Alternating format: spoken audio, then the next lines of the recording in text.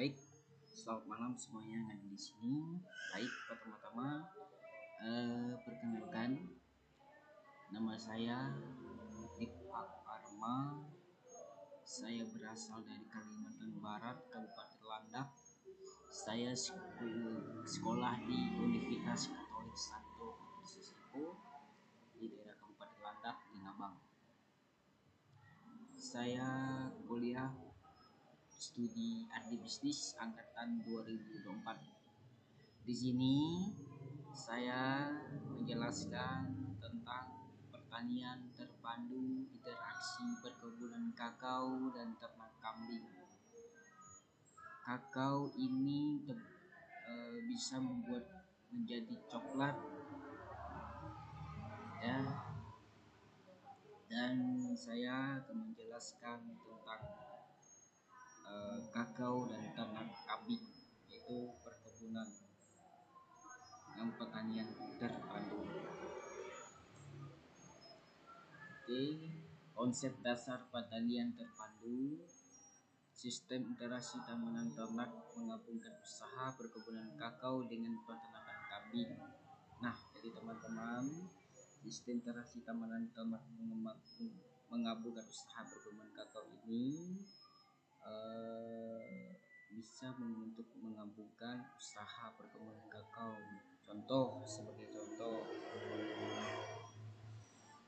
saya kasih contoh ya teman-teman. Jadi gini, pertama-tama kita punya lahan 1 hektar atau 2 hektar atau 3 ya. Kita menanamkan kakao itu 10 atau 15 pohon, dan kita bisa bergabung dengan pertanian kambing. Kita bisa membuat pondok, dan tepi pondok atau samping pondok peternakan kambing itu bisa membuatkan pohon kakao, bisa menanam pohon kakao. Tujuannya meningkatkan efisiensi, keberlanjutan, dan pendapatan petani melalui pemanfaatan limbah dan sumber daya secara optimal. Meningkatkan efisiensi, keberlanjutan, dan mendapatkan petani melalui manfaat. Meningkatkan efisiensi, keberlanjutan. Nah, jadi teman-teman, pendapatan petani itu bisa melanjutkan dengan usaha kakao, dikarenakan usaha kakao bisa meningkatkan bahan makanan. Contoh seperti coklat, ya teman-teman, itu secara optimal sumber daya. Komponen usaha sistem terpadu: kebun kakao, tanaman utama, ternak kambing, kebun pelengkap, dan pengolahan limbah dan pupuk organik seperti kompos ya. Itu bisa contoh. Saya kasih contoh lagi ya teman-teman. Tanaman kebun, contohnya kakao. Kulit kakao bisa bergabung dengan kotoran kambing. Itu bisa membuatkan pupuk organik. Apa saja? Gimana caranya? Ya dicampur ya. Apa gunanya? Kita bisa menggunakan pupuk organik dengan kotoran kambing dengan kulit kakao. Kita bisa melanjutkan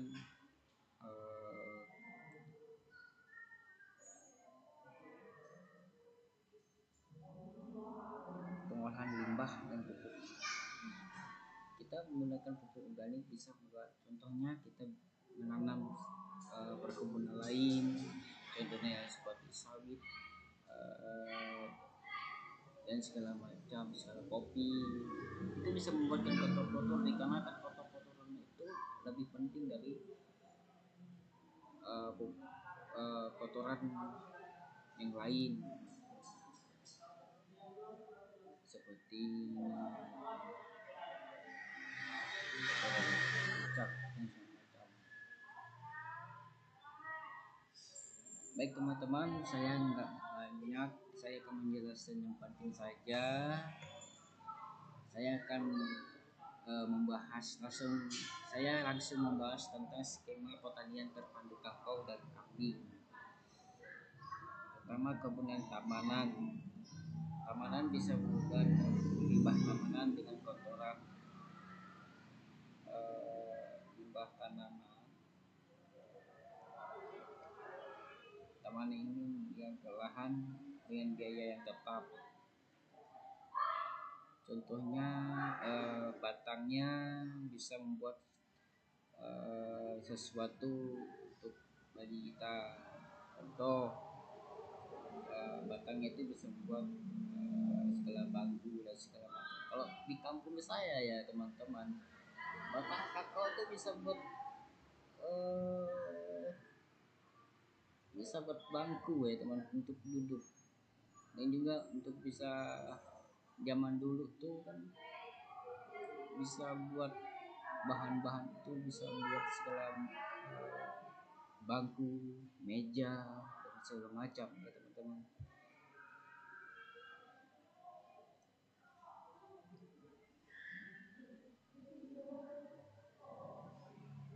Dan juga kompos ini contohnya kotoran kambing tadi. Kambing tadi contohnya seperti pupuk organik dan pupuk organik itulah kambing. Kotoran kambing ini bisa membuatkan pupuk organik ya teman-teman, campur dengan seperti yang saya bilang tadi di atas, bisa mencampurkan dengan kulit kakao untuk membuat ternak kambing menjadi itu bisa juga buat kotoran menjadi pupuk kambing. Dan juga bisa juga kotoran kambing ini bisa jangan dicampur ke pupuk juga ya teman-teman.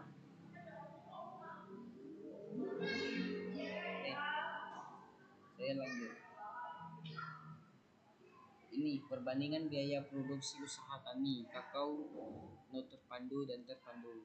Ini jenis biayanya, rincian biayanya, biaya variabel, total CV, biaya tetap, total biayanya. Biaya variabelnya ini yang ini setotalnya biaya variabel ini 600 maaf 6.157.744 rupiah, dan terpandu ya 6.621.958 rupiah ya. Itu total subtotal CV, dan subtotal VC-nya yaitu 265.180 rupiah ya. Terpandunya 425.800 rupiah. Jadi total biayanya teman-teman 6.422.924 rupiah. Terpandunya 7.047.758 rupiah. Ini total biayanya tentang perbandingan biaya produksi usaha tani kakao not terpandu dan terpadu ya teman-teman. Ini perbandingan pendapatan petani sebelum dan sesudah sistem terpadu. Komponen ada penerimaan usaha tani, total biaya produksi, dan pendapatan bersih. Penerimaan usaha tani yang not terpadu 9.760.000 rupiah, terpadu 12.427.799.000 rupiah. Total biaya produksi 6.422.924 rupiah. 7 juta yang terpadu 7.047.758 rupiah. Jadi pendapatan bersih 3.337.076 rupiah. Terpadu 5.379.981 rupiah. Jadi pendapatan naik limbah pemanfaatan setelah penerapan sistem terpadu kako kambing, pendapatan petani naik 2.425.905 rupiah per hektar. Sistem ini lebih menguntungkan dibandingkan monokultur serta efisien dan ramah lingkungan karena memanfaatkan limbah sebagai pakan dan pupuk. Penutup, sistem pertanian terpadu kako kambing adalah solusi keberlanjutan untuk meningkatkan pendapatan dan efisiensi usaha tani. Kunci keberhasilan manajemen lahan, pemanfaatan limbah, dan pengolahan komponen secara sinergis. Baik teman-teman, terima kasih banyak. Pada malam hari ini saya cukup tekan sekali ya teman-teman. Walaupun ada kesalahan, ketawa saja, nggak marah kok. Soalnya buat tutup. Dan untuk semuanya yang ada di sini yang terlihat, jangan lupa like, subscribe, dan bunyi loncengnya. Terima kasih. Sampai jumpa di lain waktu. Ini untuk tugas agribisnis Taman Tropis. Baik, terima kasih banyak.